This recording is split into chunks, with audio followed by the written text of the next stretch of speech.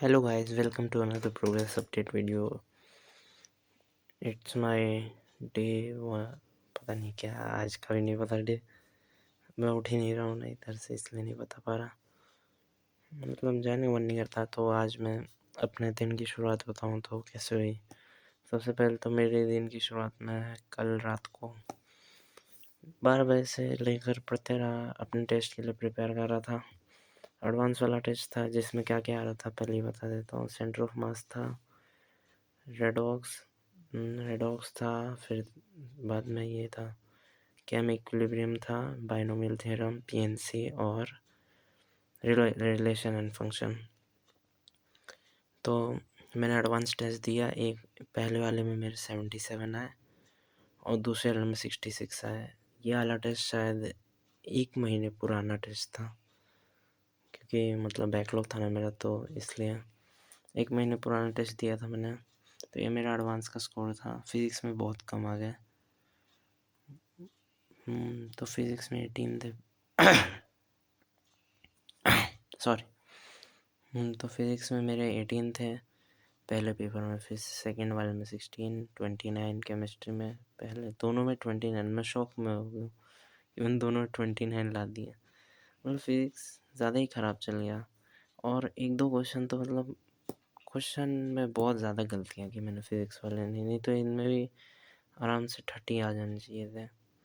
Total मेरा 147 बना। तुम लोग बता सकते हो कैसे है, पर मेरे हिसाब से ठीक है। पहले से तो ज़्यादा है, पर इतने भी नहीं है ठीक, और ज़्यादा चाहिए होंगे। और भी बहुत सारी चीज़ें आ रही हैं, जैसे कि मुझे अभी बहुत सारे काम करने हैं। और मैं आज इस वीडियो में अपने आप को डिसाइड कर रहा हूँ। तो मैंने अभी ऐसे अपने फिज़िक्स का टेस्ट एनालिसिस किया था, देख सकते हो। एक क्वेश्चन था जिसके अंदर मतलब ऐसा था, देखो कि ऊपर से ड्रॉप किया है, मतलब फेंका था, तो उसको इलास्टिक कोलिजन था तो ऊपर उड़ गया।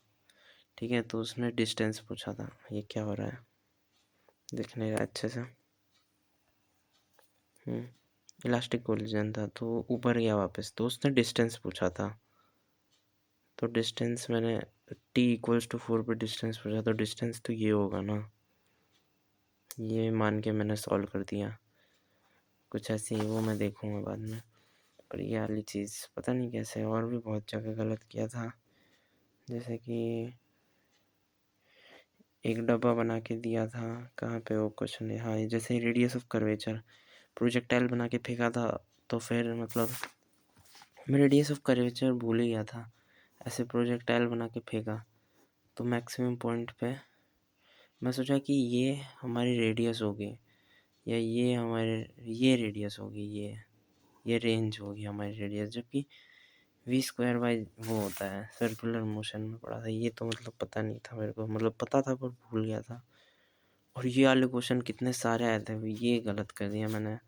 यहाँ पे एक मेरा कैलकुलेशन मिस्टेक हो गया, और एक चीज़ तो पता ही नहीं थी, ग्लांसिंग इलास्टिक कोलिजन। और यहाँ पे भी एक गलत हुआ मेरा, जिसमें ऐसा था कुछ कि मतलब एक 5 मास का था, 5 का, तो वो एक ऊपर गया एक नीचे गया, 1-1 किलोग्राम का, मतलब एक 30 से आगे गया। रुको मैं पास लेके जाऊँ। 30 से आगे गया, तो एक 30 से आगे गया, तो फिर क्या होगा। फिर मैंने सोचा कि अच्छा, मैंने ये 30 को नीचे 30 मान लिया, तो मैं बोला ये मोमेंटम कंजर्व हो गया, तो हमारे पास जो 3 वाला है वो 0 हो जाएगा। मतलब कॉन्फिडेंस में मैंने 0 भी मार्क कर दिया था। और कुछ चीज़ें थी जो मतलब पुराने टाइप के रिलेटेड थे, जैसे कुछ काइनेमेटिक्स की भी थी, मतलब वो रेंज वेंज वाली चीज़ें, वो मेरे को याद नहीं थी। देखो एक और कंप्रेशन वाला सवाल था, मतलब ये करके जाता ना मैं, तो मेरे 15 मार्क्स और पढ़ सकते थे। 15 नहीं, सॉरी, 9 मार्क्स तो बढ़ ही जाते हैं। और सिली मिस्टेक तो की थी मैंने। मेरे नेगेटिव मार्किंग में मैक्सिमम इसी में आए थे, फिज़िक्स में। मैथ्स तो उल्टा मैं समझ रहा था मेरा बेकार गया है, जबकि फिज़िक्स से तो अच्छा ही है मैथ्स। और केमिस्ट्री में भी मैंने पढ़ा था, मोस्ट ऑफ द क्वेश्चन तो नोट्स वाले ही थे। और भी मैंने केमिस्ट्री और मैथ्स का टेस्ट एनालिसिस नहीं किया, पर वो मैं कर लूँगा। तो मैं अपनी प्रायोरिटीज़ सेट करता हूँ। आज मैं बता ही देता हूँ। मेरा 12 अप्रैल को एनडीए का एग्ज़ाम है। अभी तक तो उसका एडमिट कार्ड नहीं गया, पर मैं उसको थोड़ा सीरियसली लूँगा। देखते हैं जो होगा। सबसे पहली चीज़, 15 तारीख तक मुझे अपना सिलेबस नहीं, मुझे रोज़ 3 लेक्चर देखने हैं जेई वाले। दूसरा टारगेट है मेरा इंग्लिश का ग्रामर, एनडीए के लेवल का, एनडीए के लिए। तीसरी टारगेट है मेरे को शॉर्ट नोट्स बनाने हैं पूरे। मेरे को शॉर्ट नोट्स पूरे बनाने हैं, मतलब जितना भी 11th का है। फोर्थ मेरे को याद नहीं आ रहा। 3 लेक्चर इंग्लिश और होमवर्क रोज़ करना है। ये भी बहुत इम्पोर्टेंट है। और मेडिटेशन। ये क्या हो गया इसे?